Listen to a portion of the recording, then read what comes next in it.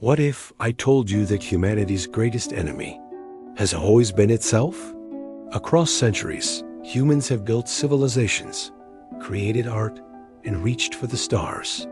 Yet, in our darkest hours, we've also unleashed horrors beyond imagination. These are the 10 darkest moments in human history, events that prove how thin the line is between brilliance and brutality. Watch closely, because these moments are not just history, they're warnings. History is written not only by victors, but also by survivors. For every monument of progress, there lies a graveyard of forgotten pain. They are reflections of what humanity is capable of, both the destruction and the endurance. In this documentary, we'll journey through 10 defining moments when darkness threatened to consume humanity. History isn't just a record of our triumphs. It's also a mirror reflecting the shadows we've cast. Tonight, we journey through the 10 darkest moments in human history events that tested the very limits of our humanity. Must watch Last Darkest Moment. When we reach number 1, you'll understand why this final moment may not just be history. Darkest hour, but a warning for the future we're all still writing. Let's begin. A reign of blood and fire. At number 10, we travel back to the 13th century, a time when an empire rose from the steppes of Mongolia and swept across Asia and Europe like a storm of death. Under the command of Genghis Khan, the Mongol Empire became the largest contiguous empire in human history. But its expansion came at a devastating cost. Cities that resisted were annihilated. Populations were exterminated. Historians estimate that between 30 and 60 million people perished, roughly a tenth of the world's population at the time. In Nishapur, after the death of a Mongol commander, the city's entire population, over 1 million souls, was executed in vengeance. The Mongols used psychological warfare as much as physical destruction, spreading terror so vast that many surrendered before a single arrow was fired. Yet, amidst the bloodshed, they also opened trade routes, connected continents, and sparked cultural exchange. The Mongol Empire was both a destroyer and a unifier, a paradox that defines much of human history itself. The Mongol conquests remind us that progress and brutality often walk hand in hand, and that the rise of empires is too often built upon mountains of bones.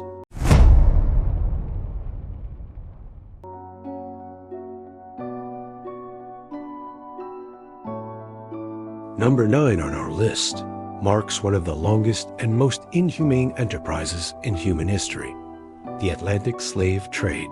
For over 400 years, from the 1500s to the 1800s, more than 12 million African men, women, and children were kidnapped, sold, and transported across the ocean into a life of unimaginable suffering. The trade began as European powers, Portugal, Britain, Spain, France, and the Netherlands sought cheap labor to fuel their growing empires in the Americas. Entire communities in West and Central Africa were raided. Families were torn apart. People were shackled and forced into ships where disease, starvation, and despair claimed up to 2 million lives before they ever reached shore. Those who survived the Middle Passage, the brutal transatlantic journey, faced a life of forced labor, physical punishment, and cultural erasure. They were sold like property, their identities stripped away, their humanity denied.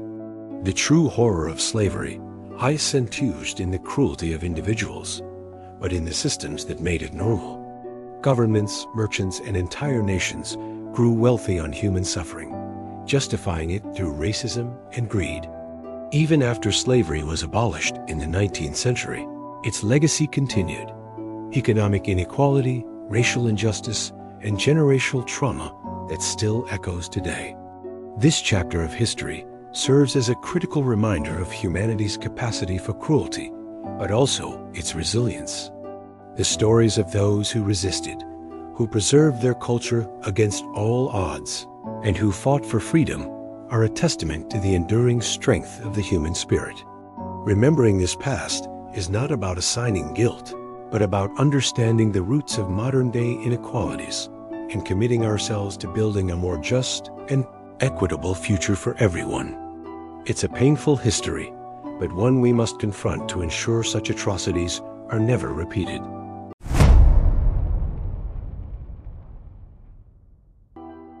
Number Y, the Black Death, the plague that changed everything. Imagine a world plunged into darkness, a shadow so vast it would redraw the map of humanity itself. This isn't a fantasy epic. It's a chilling chapter from our own history.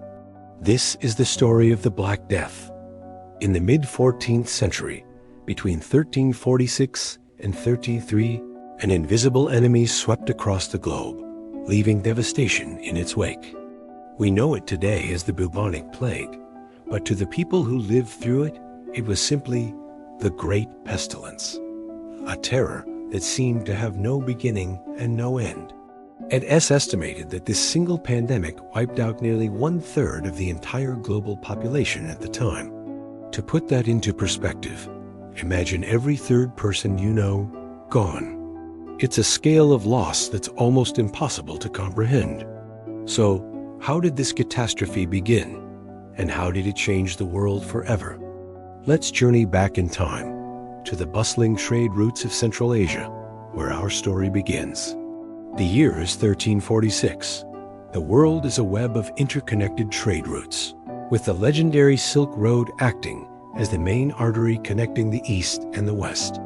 Caravans laden with silk, spices, and other exotic goods traveled thousands of miles, but they weren't the only things making the journey.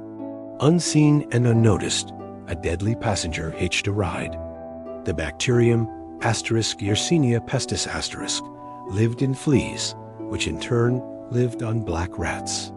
These rats were common stowaways on merchant ships and in supply carts. As trade flourished, so did the spread of this microscopic killer. From the arid plains of Central Asia, the plague crept westward. It reached the Crimea, a bustling hub on the Black Sea, by 1347. It was here, during the siege of the Genoese trading post of Kaffa, that one of history's first recorded acts of biological warfare allegedly took place. The attacking Mongol army, ravaged by the plague, began catapulting the infected corpses of their own soldiers over the city walls. The Genoese traders, horrified, fled by sea, but it was too late. They carried the plague with them. Their ships docked in Sicily, Messina, and then spread to Genoa and Venice, the gateways to Europe. From these bustling Italian ports, the disease exploded across the continent with terrifying speed. It followed the trade routes, traveling by sea and by land, reaching France, Spain, and England by 1348. By 1349, it had penetrated Germany and Scandinavia. No corner of the known European world was safe. Imagine the panic. People would go to bed healthy and never wake up. Entire villages would fall silent in a matter of weeks. These were painful, swollen lymph nodes, usually in the groin, armpits, or neck, that could grow to the size of an apple. These swellings would turn black as the tissue died, which is how the Black Death got its name. As the disease progressed, victims might experience internal bleeding, causing dark blotches to appear all over the skin. For many, death was a swift and agonizing certainty, often arriving within just a few days of the first symptoms. In a time before germ theory, people were desperate for an explanation. What was causing this apocalyptic plague? Some believed it was a punishment from God for humanity's sins. Others blamed celestial events, like the alignment of planets. A more sinister theory, born of fear and prejudice, pointed to a miasma or bad air. People burned fragrant herbs like juniper and rosemary, hoping to purify the air and ward off the sickness. Physicians, cloaked in their now iconic bird-like masks filled with aromatic herbs, did what they could, but their methods, like bloodletting, were ineffective and often made things worse. The death toll was staggering. Modern historians estimate that between 75 and 200 million people perished worldwide. In Europe alone, It's believed that anywhere from 30% to 60% of the population was wiped out. Think about that. In some towns, more than half the people were gone. Fields went unplowed, workshops fell silent, and streets were filled with the dead and dying. The basic functions of society ground to a halt. There weren't enough living people to bury the dead. Mass graves were dug, but soon even those overflowed. The psychological impact was just as profound. With death all around, faith was deeply shaken. How could a loving God allow such suffering? This crisis of faith led some to extreme piety, like the flagellants who would travel from town to town, whipping themselves in public displays of penance. The social order, which had been rigid for centuries under feudalism, began to crumble. Tragically, in their fear and desperation, people sought scapegoats. Minority groups, particularly Jewish communities, were falsely accused of poisoning wells and deliberately spreading the plague. This led to horrific pogroms and massacres across Europe, a dark stain on an already dark period. Foreigners, beggars, and anyone who was different became a target of suspicion and violence. The Black Death didn't just kill with disease. It fueled the flames of hatred and division. But even in the deepest darkness, there are glimmers of light. The Black Death, for all its horror, was a catalyst for immense change. It was an event that ended one era and ushered in another. With so many people gone, the most fundamental economic law kicked in: supply and demand. Suddenly, labor was scarce. The surviving peasants and workers found themselves in a position of power for the first time in centuries. They could demand higher wages and better working conditions. This massive shift in power severely weakened the old feudal system, where lords owned the land and the serfs who worked it. It paved the way for a new, more modern economic structure. The sheer failure of medieval medicine to combat the plague also sparked a revolution. It exposed the limitations of traditional, faith-based healing and underscored the desperate need for a more scientific approach to understanding the human body and disease. This spurred new interest in anatomy, observation, and medical research, laying the groundwork for the scientific advancements of the Renaissance. The crisis forced humanity to look for answers not just in the heavens, but within the world around them, through study and reason. The Black Death left an indelible scar on the human psyche. It reshaped art, literature, and culture for generations. The theme of Danse Macabre, or the Dance of Death, became common, depicting skeletons leading people from all walks of life, from kings to peasants to their graves. It was a stark reminder that death is the great equalizer, but it also served as a reminder of the fragility and preciousness of life itself. Humanity survived, scarred, traumatized, and forever changed, but we survived. The world that emerged from the shadow of the plague was a different one. It was a world where old structures were broken, allowing new ideas to grow. The Black Death was a tragedy of unimaginable proportions, but it also demonstrates the resilience of the human spirit. It forced us to confront our deepest fears, to question our oldest beliefs, and ultimately, to rebuild a new world from the ashes of the old. It stands as a powerful and terrifying lesson from history about how a single, microscopic organism can change the course of civilization forever. Number 7 takes us to what's often called the Age of Discovery. In 1492, European explorers sailed across the Atlantic, not just discovering new lands, but unleashing a tidal wave of conquest, disease, and death that would permanently reshape entire continents. When Christopher Columbus landed in the Caribbean, it wasn't the start of a friendly exchange. It was the beginning of centuries of colonization. What unfolded was domination, not exploration. Mighty indigenous civilizations, like the Aztec, Maya, and Inca, with their complex societies and rich cultures, were systematically dismantled by European invaders armed with steel, guns, and something even more devastating: germs. The human cost was staggering. Millions of Native Americans were killed in brutal wars of conquest. But an even deadlier enemy arrived with the newcomers. Smallpox, measles, and influenza, diseases to which the indigenous peoples had no immunity, swept through communities like wildfire. Entire cultures, languages, and histories, developed over thousands of years, were tragically erased from existence in a matter of generations. Just how devastating was it? Historians estimate that within the first century of contact, between 50 and 100 million indigenous lives were lost. To put that into perspective, it's considered one of the largest demographic collapses in human history.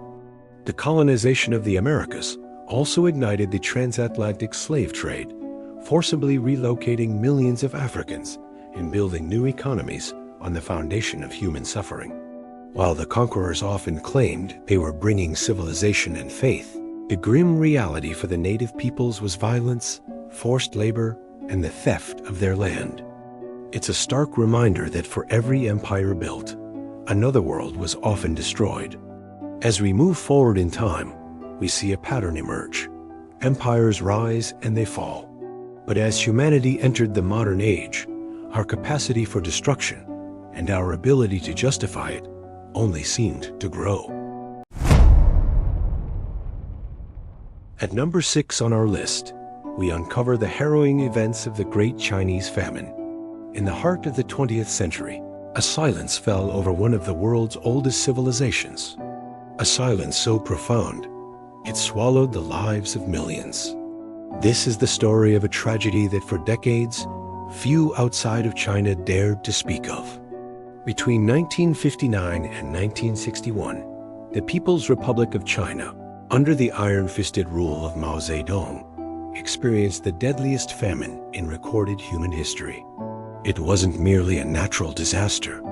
It was a perfect storm, a catastrophic blend of radical political ambition, severe drought, and devastating human error. The land, once a source of life for countless generations, became a vast, barren canvas of suffering. Cracked earth stretched to the horizon, and the once vibrant green of rice paddies faded into a desolate brown. The architect of this catastrophe was a policy known as the Great Leap Forward, launched in 1958. Its goal was breathtakingly ambitious: to catapult China from a rural, agrarian society into a modern industrial superpower, seemingly overnight. Chairman Mao believed that through sheer revolutionary fervor and the mobilization of its immense population, China could surpass Western nations in steel production within just a few years. To achieve this, the entire structure of rural life was dismantled. Private farming was abolished. Millions of farmers were uprooted from their ancestral lands and forced into massive state-run collective communes. The traditional knowledge of the land, passed down through centuries, was cast aside in favor of unproven and often disastrous agricultural techniques dictated by party officials. One infamous campaign, the Four Pests Campaign, called for the eradication of sparrows, believing they ate too much grain. The ecological imbalance this created led to a surge in insect populations, which devoured crops on an even larger scale. Simultaneously, the Great Leap Forward demanded a massive diversion of labor from the fields to backyard steel furnaces. Farmers, with no experience in metallurgy, were ordered to melt down their own farming tools, pots, and pans in a futile attempt to produce steel. The resulting metal was often of such poor quality it was completely useless, but the agricultural cost was immense.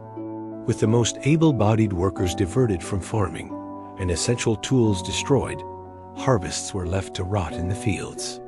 Compounding this man-made crisis was a culture of fear and deception. Local officials, under immense pressure to meet impossibly high production quotas set by Beijing, began to wildly exaggerate their crop yields. They reported phantom harvests to impress their superiors and avoid punishment. Based on these inflated numbers, the central government believed the country was producing a massive surplus of food. Consequently, the the state requisitioned huge amounts of grain from the communes for urban centers, for export to fund industrial projects, and to project an image of communist prosperity to the outside world. The tragic irony was that as China was exporting grain, its own farmers, the very people who grew the food, were left with virtually nothing. The state granaries were full, but the people in the countryside were systematically starved. The initial hunger pangs soon descended into a desperate, all-consuming famine. As food supplies vanished, people resorted to eating anything they could find. They stripped bark from trees, boiled leather, and dug for wild roots. In the most desperate regions, people ate a type of clay which provided a false sense of fullness while tragically impacting their digestive systems. The social fabric of rural China disintegrated. Stories of unimaginable horror emerged from the silence. Entire villages became ghost towns, their inhabitants either fleeing in search of food or succumbing to starvation within their own homes. The bonds of family and community were shattered by the primal instinct to survive. The government, meanwhile, went to extraordinary lengths to conceal the scale of the disaster. A strict system of internal passports prevented starving peasants from fleeing to the cities, effectively trapping them in the famine-stricken countryside. The media was tightly controlled, painting a picture of bounty and success while millions perished in obscurity. Journalists who dared to report the truth were branded as counter-revolutionaries and severely punished. So, how many lives were lost in this silent hunger? The official figure released by the Chinese government decades later was around 15 million. However, most independent historians and demographers who have painstakingly studied census data and local records from the period estimate the number to be far, far higher. The consensus among many scholars is that the excess death toll was somewhere between 30 and 45 million people.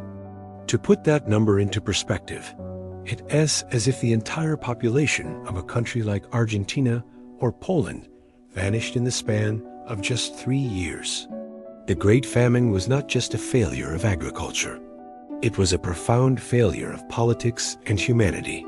It stands as a terrifying testament to the dangers of unchecked power, where a single leader's ideology can be imposed upon a nation with catastrophic consequences. It reveals how a system built on fear, censorship, and the suppression of truth can turn the apparatus of government into a machine of unimaginable destruction. The silence was not just a byproduct of the famine. It was an instrument of it. It was the silence that allowed the suffering to continue, hidden from the world and even from other parts of China itself. The legacy of the Great Famine continues to cast a long shadow. It is a scar on the nation's collective memory, a chapter that is still sensitive and often unspoken. The empty rice bowls and faded black and white photographs of gaunt-faced families are not just historical artifacts. They are solemn reminders. They remind us that when ideology is placed above human life, when pride prevents the admission of failure, and when the voices of the people are silenced, the cost is measured in lives. It is a lesson from history that we must never, ever forget. Have you ever heard the phrase, "the war to end all wars"? It has a hauntingly optimistic label for one of the darkest chapters in human history, the First World War. For 4 long years, from 1914 to 1918, the world tore itself apart in a conflict so vast, so brutal, that people genuinely believed humanity could never repeat it. But what exactly happened? How did this global catastrophe begin? And what made it so different from any war that came before? Today, we're stepping back in time to understand the story of the Great War, a conflict that forever scarred the 20th century and whose echoes we can still feel today. It all started with a single gunshot on a summer day in Sarajevo. On June 28, 1914, Archduke Franz Ferdinand, the heir to the Austro-Hungarian throne, and his wife Sophie were assassinated by a young Serbian nationalist named Gavrilo Princip. While this act was the spark that lit the fuse, the powder keg had been filling for decades. Europe at the time was a complex and dangerous web of rivalries. Think of it like a neighborhood filled with powerful, suspicious families, each one convinced of its own superiority. First, there was nationalism. People across Europe were developing an intense, almost fanatical pride in their own countries and cultures. In places like the Balkans, this created a desire for independence from the old, sprawling empires like Austria-Hungary and the Ottoman Empire. At the same time, the great powers Britain, France, Germany, Russia were locked in a fierce competition. They were building up their empires, racing to claim colonies in Africa and Asia, and trying to outdo each other in economic and industrial strength. It was a global game of king of the hill, and no one wanted to be knocked off the top. To protect themselves, these nations formed intricate alliances, like secret pacts between schoolyard rivals. On one side, you had the Triple Entente: France, Britain, and Russia. On the other, the Triple Alliance: Germany, Austria-Hungary, and Italy. These alliances were supposed to keep the peace, creating a balance of power. The idea was that an attack on one nation would trigger a response from its allies, making any war too costly to risk. But instead of preventing a war, this system guaranteed that any small conflict would quickly spiral into a massive one. It was a tripwire system stretched across the entire continent. So, when Austria-Hungary, furious over the assassination, declared war on Serbia, the dominoes began to fall. Russia, seeing itself as the protector of the Slavic people in Serbia, began to mobilize its massive army. Germany, allied with Austria-Hungary, saw Russia's mobilization as a direct threat and declared war on Russia.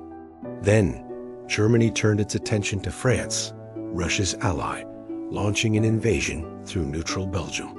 This violation of Belgian neutrality was the final straw for Britain, which had promised to protect it. By August 1914, all the great powers of Europe were at war.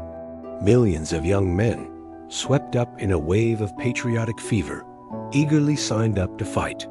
They were told they'd be home by Christmas. They couldn't have been more wrong. The war that everyone expected to be quick and glorious soon bogged down into a brutal, horrifying stalemate. This was most evident on the Western Front, a line of trenches that stretched for over 400 miles from the Swiss border to the North Sea. Here, the very nature of warfare changed forever. The dream of heroic cavalry charges died, replaced by the grim reality of trench warfare. Imagine living in a ditch, not for a day, but for weeks, months, even years. These trenches were muddy, waterlogged, and infested with rats as large as cats. The stench of rot, waste, and death was constant. Soldiers endured a relentless cycle of mind-numbing boredom punctuated by moments of sheer terror. The constant threat wasn't just from enemy soldiers, but from the conditions themselves. Diseases like trench foot, caused by standing in cold, muddy water, were rampant, sometimes leading to amputation. And then there was the artillery. The First World War was a conflict dominated by big guns that could fire massive explosive shells for miles. The constant, deafening roar of bombardments, which could last for days on end, was enough to drive men mad. This phenomenon became known as shell shock, what we would today recognize as post-traumatic stress disorder, or PTSD.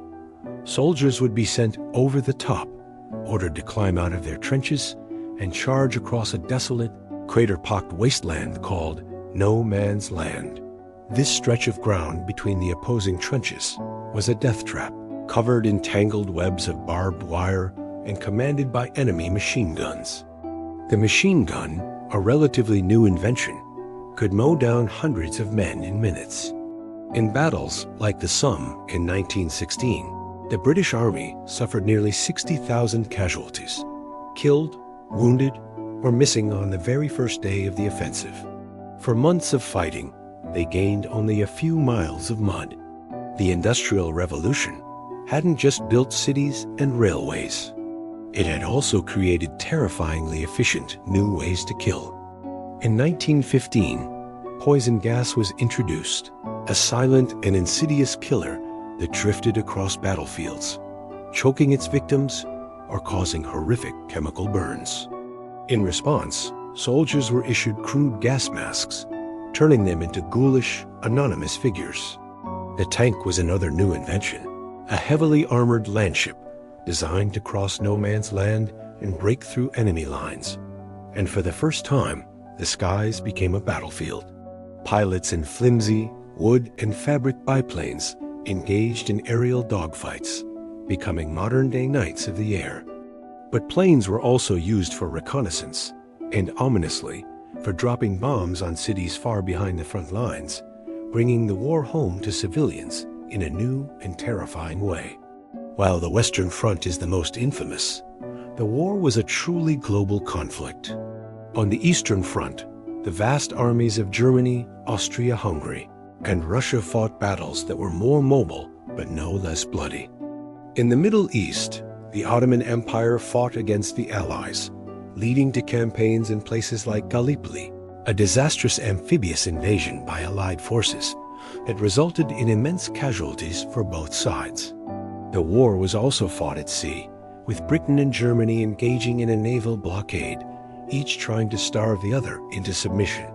German submarines, known as U-boats, prowled the Atlantic, sinking merchant ships and eventually drawing the United States into the war in 1917 after sinking vessels with American passengers. By 1918, after 4 years of unimaginable slaughter, the nations of Europe were exhausted. Their economies were shattered, their landscapes were ruined, and they had lost an entire generation of young men. The arrival of fresh American troops tipped the balance, and the Central Powers began to collapse. On November 11, 1918, at the 11th hour of the 11th day of the 11th month, an armistice was signed. The guns on the Western Front finally fell silent. The aftermath was staggering. Over 20 million people, soldiers and civilians, were dead. Empires that had stood for centuries, the German, the Austro-Hungarian, the Ottoman, and the Russian were gone, their territories carved up into new, often unstable nations. The map of Europe was redrawn, but the peace that followed was deeply flawed. The Treaty of Versailles, signed in 1919, placed heavy blame and crippling financial reparations on Germany, breeding a sense of resentment and humiliation that would fester for years. The promise that this had been the war to end all wars proved to be a bitter illusion. The unresolved tensions, the economic devastation, and the political bitterness left by World War I created the perfect conditions for an even more destructive conflict just 2 decades later. The Great War wasn't an end. It was a prelude. It was the moment the modern world was born, forged in fire, mud, and sorrow. Its legacy is a stark reminder of the catastrophic consequences of nationalism, imperialism, and failed diplomacy. Understanding our past is crucial to shaping a better future.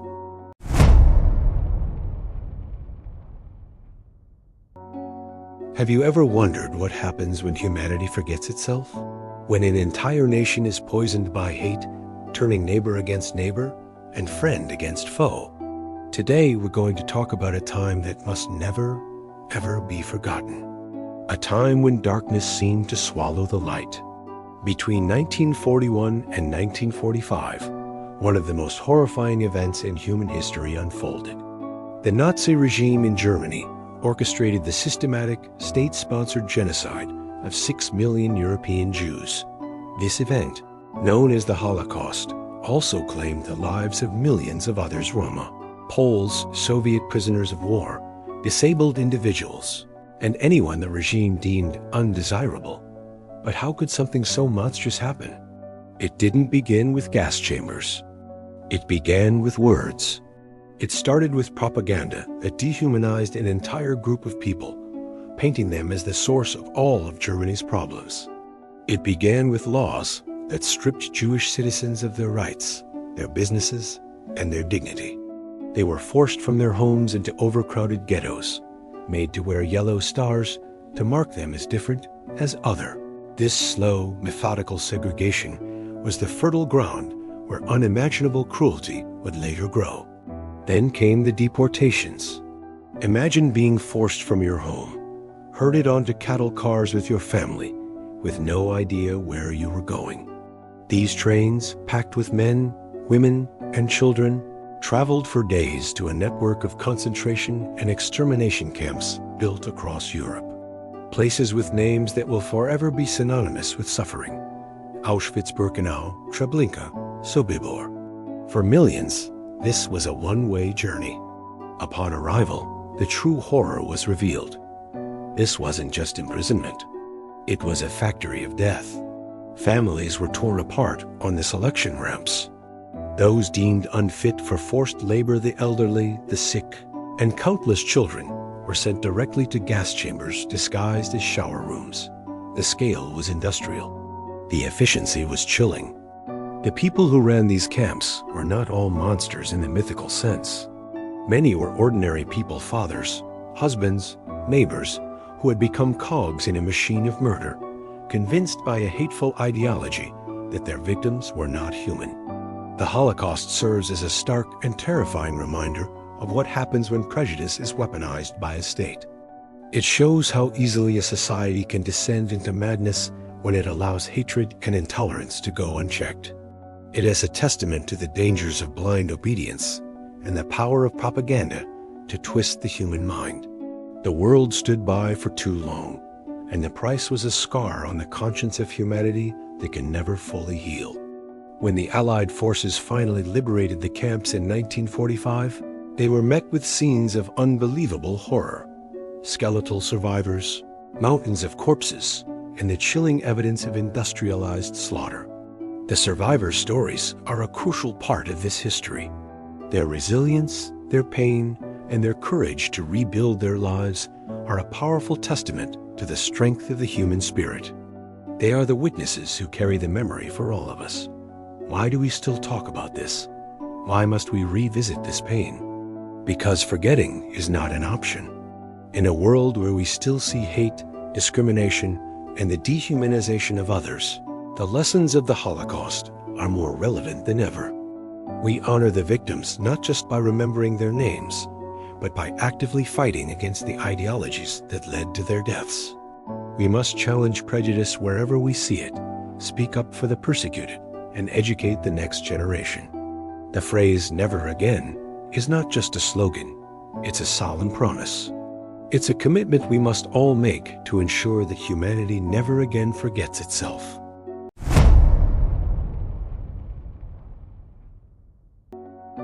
Imagine looking up at the sky, a clear morning, and in the next instant, the sun itself seems to fall to earth. That's the reality humanity faced in August 1945. Number 3 on our journey through history as most impactful moments. We confront the dawn of the nuclear age, an event that forever altered our understanding of conflict and survival. As the Second World War was entering its final desperate throes, a decision was made that would echo through the decades. The United States, possessing a weapon of unprecedented power, targeted 2 Japanese cities, Hiroshima and Nagasaki. These weren't just military strikes. They were the unleashing of atomic energy upon human populations for the first time. On August 6th, the bomber Enola Gay released Little Boy over Hiroshima. 3 days later, Fat Man was dropped on Nagasaki. In a blinding flash, a force equivalent to tens of thousands of tons of TNT incinerated the hearts of these cities. The destruction was absolute. Buildings were vaporized, shadows were permanently burned into stone, and in a fraction of a second, the lives of tens of thousands were extinguished. But the immediate blast was only the beginning of the horror. In the days, weeks, and years that followed, countless more succumbed to severe burns, radiation sickness, and long-term illnesses. The invisible poison of fallout permeated the ground, the water, and the very air people breathed. The survivors, known as the Hibak Shah, or explosion-affected people, carried not just the physical scars, but the profound psychological trauma of witnessing a hell on Earth. The atomic bombings of Hiroshima and Nagasaki remain one of the most controversial and debated actions in all of military history. On one hand, proponents argue that they were a necessary evil, a swift and decisive blow that ultimately saved more lives by forcing Japan's surrender and averting a costly land invasion. The war, which had already claimed tens of millions of lives, needed to end, and this, they contended, was the only way to guarantee it. They point to the fierce resistance expected during an invasion, which military planners projected could result in millions of casualties on both sides. From this perspective, the bomb was a terrible, but pragmatic, choice. On the other hand, critics condemn the bombings as a profound moral failure, an act of state-sponsored terror that targeted civilian populations. They question whether Japan was already on the verge of surrender, making the use of such a devastating weapon unnecessary. Was it a military necessity, or was it also a political statement, a demonstration of American power to the Soviet Union as the post-war world order began to take shape? This single act didn't just end one war. It arguably fired the starting pistol for the next one, the Cold War. The Cold War was a new kind of conflict, a tense, ideological struggle between two superpowers, the United States and the Soviet Union, both armed with the power to annihilate each other and the world along with them. The mushroom cloud became the defining symbol of the 20th century, a constant reminder that humanity now possessed the means of its own self-destruction. The fear of nuclear war shaped global politics, fueled a terrifying arms race, and brought the world to the brink of catastrophe on more than one occasion. The stories of the Hibakusha are crucial to understanding the true legacy of these events. They speak not of geopolitical strategy, but of personal loss of family members who vanished in an instant, of a lifetime spent battling illness, and of the enduring stigma they faced. Their powerful testimonies transformed them from victims into global advocates for peace and nuclear disarmament. Their message, passed down through generations, is a solemn plea that no one else should ever suffer as they did. Their voices cry out from the past, urging us to remember the human cost of these weapons and to ensure that the sky never falls again. The atomic bomb was more than just a new weapon. It was a fundamental shift in humanity's relationship with technology and power. It forced us to confront the darkest capabilities of our own ingenuity. The fire that fell on Hiroshima and Nagasaki in 1945 illuminated a terrible truth, that our ability to create and discover can easily outpace our wisdom to control what we've unleashed. The debate over its use continues, but the lesson it taught the world is etched in history, a permanent cautionary tale about the ultimate price of war. Your support helps us continue to tell these important stories.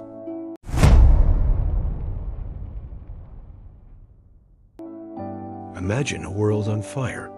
From 1939 to 1945, this wasn't just a metaphor. It was reality. Over 100 million soldiers from more than 30 countries were mobilized, turning continents into battlegrounds. This was total war, a conflict that reached from the bustling streets of European capitals to the remote islands of the Pacific Ocean. The sheer numbers are staggering, almost beyond comprehension. We're talking about an estimated 70 to 85 million lives lost. That's more than the entire population of many modern countries. And for every soldier who fell, at least one civilian perished alongside them, caught in the crossfire of a world tearing itself apart. So, how did humanity arrive at such a precipice? To understand the cataclysm of 1939, we must rewind the clock to the end of World War I. The Treaty of Versailles, intended to secure a lasting peace, instead planted seeds of resentment, particularly in Germany. Crippling reparations and the infamous war guilt clause created a fertile ground for extremist ideologies. Then came the Roaring Twenties, a brief illusion of prosperity, shattered by the Great Depression in 1929. Economic collapse swept across the globe, bringing mass unemployment, poverty, and desperation. In this climate of fear and uncertainty, charismatic but dangerous leaders rose to power. In Italy, Benito Mussolini and his fascist party promised to restore Roman glory. In Japan, an expansionist military regime dreamed of a vast empire, the Greater East Asia Co-Prosperity Sphere, built on conquest. These powers formed the Axis, an alliance bound by ambition and a disdain for democratic norms. They began to test the world's resolve, rearming in defiance of treaties and making aggressive territorial claims.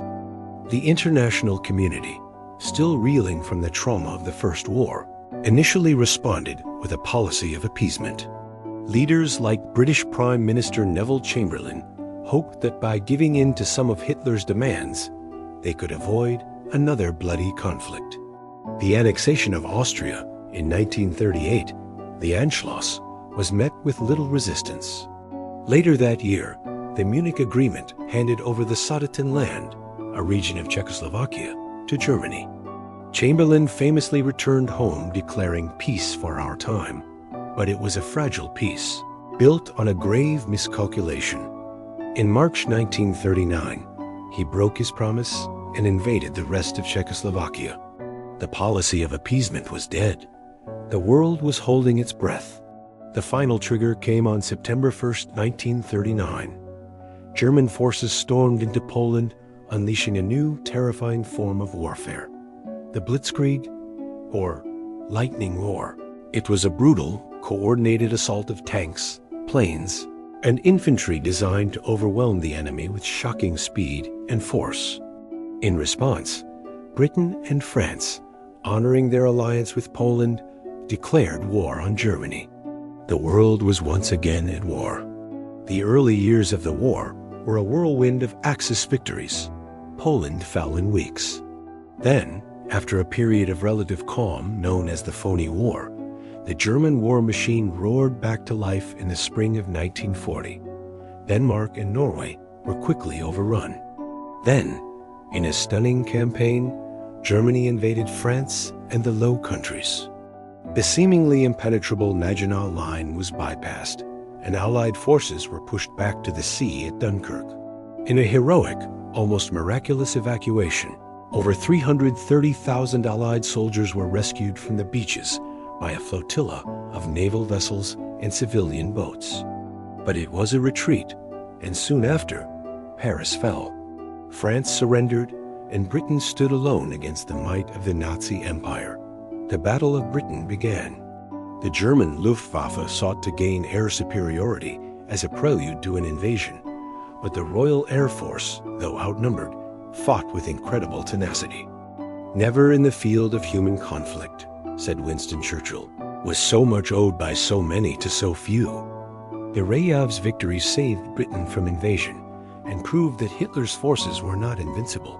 But the war was a global one. While Europe burned, Japan continued its expansion in Asia, having been at war with China since 1937, seeking to cripple the American naval presence in the Pacific and secure vital resources. Japan launched a surprise attack on the U.S. naval base at Pearl Harbor on December 7, 1941, a date which will live in infamy. As President Franklin D. Roosevelt called it, the attack brought the United States, a sleeping giant, fully into the war. The conflict was now a true world war, pitting the Axis powers of Germany, Italy, and Japan against the Grand Alliance, led by Great Britain, the Soviet Union, and the United States. The fighting spanned the globe. In the freezing expanses of the Eastern Front, Germany's invasion of the Soviet Union in 1941, Operation Barbarossa, became the largest land invasion in history. It devolved into a brutal war of attrition, with battles like Stalingrad becoming legendary symbols of resistance and unimaginable suffering. In the scorching deserts of North Africa, forces clashed over control of the Suez Canal. In the vast Pacific, naval battles like Midway turned the tide against Japan. On the home front, entire societies were mobilized for the war effort. Factories were converted to produce planes, tanks, and munitions. Women entered the workforce in unprecedented numbers, taking on roles previously reserved for men. Rationing, blackouts, and propaganda became a part of daily life. This was a total war, where the line between the battlefield and home front blurred and often disappeared entirely.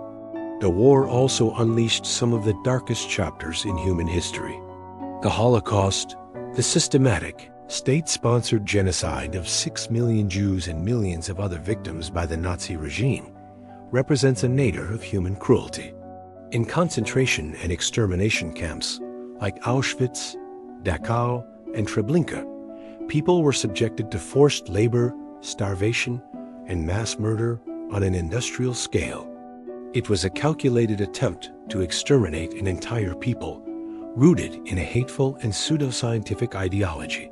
Simultaneously, the war saw the introduction of new and terrifying technologies of destruction. Cities like London, Dresden, and Tokyo were subjected to massive bombing campaigns that reduced them to rubble and killed tens of thousands of civilians.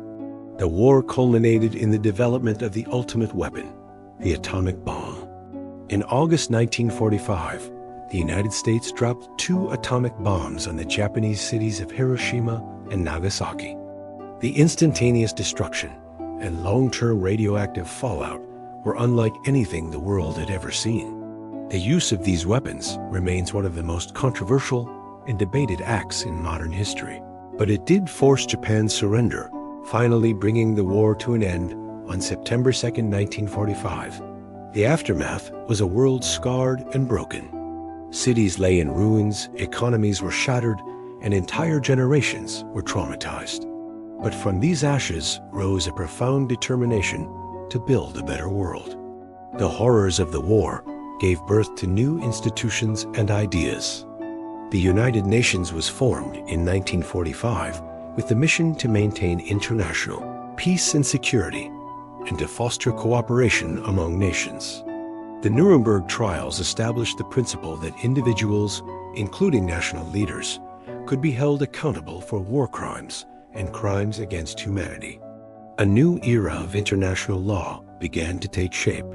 The war also redrew the map of the world, accelerating the decline of old colonial empires and giving rise to 2 new superpowers, the United States and the Soviet Union. Their ideological rivalry would soon usher in a new kind of conflict, the Cold War. The legacy of World War II is complex and enduring. It serves as a stark warning of the dangers of nationalism, intolerance, and aggression. But it is also a story of immense courage, resilience, and sacrifice. It's a story of ordinary people who became heroes, of nations that united against tyranny, and of a world that, having stared into the abyss, chose to strive for a future of peace and human dignity.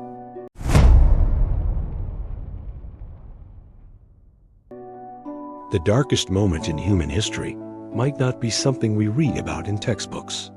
It might not be a war fought centuries ago or a plague that swept through ancient cities. The number one darkest moment could be happening right now, quietly, all around us. Unlike the sudden, brutal shocks of past disasters, this tragedy doesn't announce itself with a bang. It unfolds in a slow, silent unraveling of the natural world we all depend on. This is the global ecological and climate crisis, a quiet catastrophe that's been building for generations. Think back over the last century or so. Humanity has exploded across the planet. Our industries have reached incredible heights. We've built massive cities, and our population has grown exponentially. But this expansion has come at a cost. Our relentless drive for progress, our reliance on fossil fuels, our clearing of vast forests, all of it has fundamentally altered the Earth's atmosphere. We've been pumping carbon dioxide and other greenhouse gases into the air at an unprecedented rate, wrapping our planet in a heat-trapping blanket. The effects are no longer subtle warnings on a scientist's chart. They are the reality we see on the news every single day. Glaciers that have stood for millennia are melting away into the sea. Wildfires, more intense than ever before, are consuming entire landscapes in a matter of hours. The cities we call home are choked with pollution, and the streets of coastal communities are flooding with alarming regularity. The very air we breathe, the water we drink, and the land that feeds us are all under threat. Scientists have given this new era a name, the Anthropocene. It's a geological age defined not by natural forces, but by us, by human activity. For the first time in the planet's history, a single species holds the power to change its fundamental systems. The consequences of this power are already here, and they are devastating.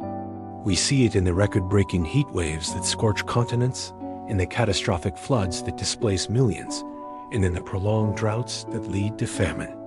The natural world is crying out for help. Entire ecosystems, vibrant and complex worlds in themselves, are teetering on the edge of total collapse.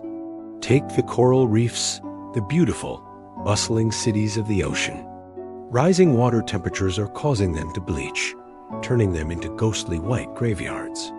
Or consider the great rainforests, the lungs of our planet, which are being cut down at a terrifying pace. When these ecosystems vanish, they don't go alone. Countless species of animals and plants, many of which we haven't even discovered, vanish with them forever. We see heartbreaking images of polar bears struggling to find ice, of orangutans left homeless as their forest homes are destroyed, and of people, especially children, living in the shadow of polluted rivers and factories. It is a crisis that hits the most vulnerable among us the hardest, those who have contributed the least to the problem. Their lives, their homes, and their futures are being swept away by a tide of environmental change they have no control over. This is a profound injustice that compounds the tragedy. But here is where this dark moment in history differs from all the others. Unlike the plagues of the past, the wars that were fought, or the genocides that were carried out, this crisis is not yet an inevitable sealed fate. The story of the climate crisis is not finished. We are still holding the pen. We still have a choice. This isn't a force of nature beyond our control. It's a problem of our own making, which means the solutions are also within our grasp. Every single decision we make matters. Every act of conservation, no matter how small it seems, contributes to a larger solution. Every piece of innovation that helps us move away from fossil fuels and towards clean, renewable energy is a step in the right direction. Every expression of empathy for those affected and for the natural world itself is what will fuel the collective will to act. We have the knowledge, we have the technology, and we have the capacity for incredible change when we work together. The power to reverse the tide lies in our hands. It's in the policies our governments enact, the choices corporations make, and the habits we adopt in our daily lives. It's about demanding a better future and then working to build it. It's about transitioning to a way of living that respects the delicate balance of our planet, a way of living that is sustainable, not just for us, but for all the generations that will come after us. This is the challenge of our lifetime. The question we must now ask ourselves is not simply about whether humanity will survive. We are a resilient species. The real question is, what kind of humanity will survive? Will we be a species that, in its darkest hour, chose to look away, to prioritize short-term gain over long-term survival, and allowed the beauty of our world to wither away? Or will we be a species that, when faced with an existential threat, rose to the occasion with courage, ingenuity, and a profound sense of shared responsibility? Will we be remembered as the generation that stood by and watched the world burn, or as the generation that came together to heal it? This is the legacy we are creating right now, with every choice we make. The future is not a distant, abstract concept. It is being built today. Let's choose to build a future that is hopeful, just, and thriving. Let's make this not our darkest moment, but our finest hour. Thank you so much for watching and for taking the time to consider these important issues. If this video resonated with you, please give it a like and share it with others. And don't forget to subscribe to our channel for more content that explores the critical challenges. and hopeful solutions of our time. Together, we can make a difference.